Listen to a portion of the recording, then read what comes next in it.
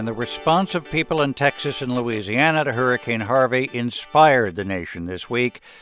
Next week, a group of people with a much lower public approval rating go back to work. That's the U.S. Congress. They'll be asked to deal with hurricane relief, the debt ceiling, and funding the U.S. government. We're joined now by NPR congressional correspondent Susan Davis. Susan, thanks so much for being with us. Hey, Scott. Hurricane Harvey has been an overwhelming news event. Has it changed the political landscape in Congress? It has certainly changed the agenda, at least in the short term. The president is now asking Congress to approve about $8 billion in aid for hurricane relief efforts. And this is what is expected to be the first down payment of a multi-billion-dollar assist from the federal government. And it's expected to be bipartisan. You know, natural disasters like this have a way of changing the tone of our politics, if only for a little while. President Trump, I beg your pardon, President Trump has threatened to shut down if his southern border wall isn't funded. Speaker Ryan says that's not a good idea. What's the latest? Harvey may have changed the calculations there as well. The president had suggested at a campaign rally in Phoenix last month that he'd be willing to veto a spending bill and shut down the government if it didn't include money for that border wall. It is much harder and politically stupid, for lack of a better word, to force a self-inflicted crisis like a government shutdown when thousands of Americans are suffering in real time. So the White House is indicating to Congress that they are increasingly they're more likely to sign a stopgap funding measure and fight that fight over the border wall at a later date.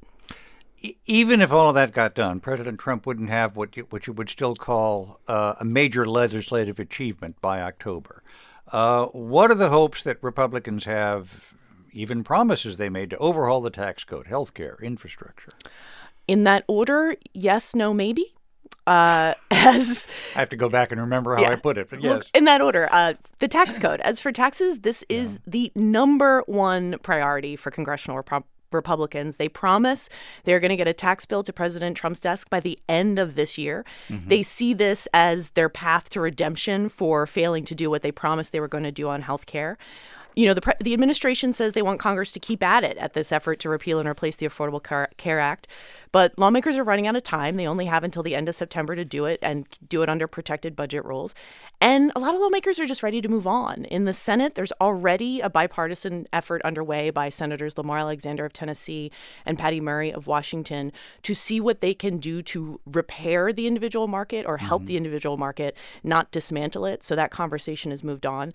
And in terms of infrastructure, I think it depends on the fate of the tax bill. If Republicans can't pass a tax cut, there is reason to be skeptical that they could cut back together and pass a big spending bill.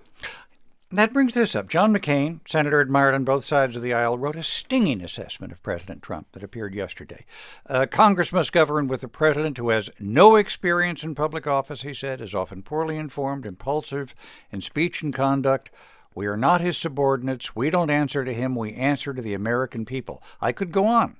Senator McCain did.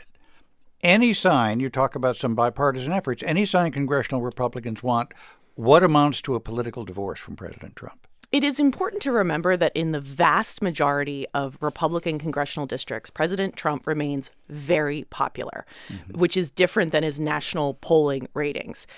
However, that being said, I think that there are competing motives here. The president has spent a lot of the past few weeks focused on the base and base politics. We saw that with his controversial pardon of the former sheriff Joe Arpaio.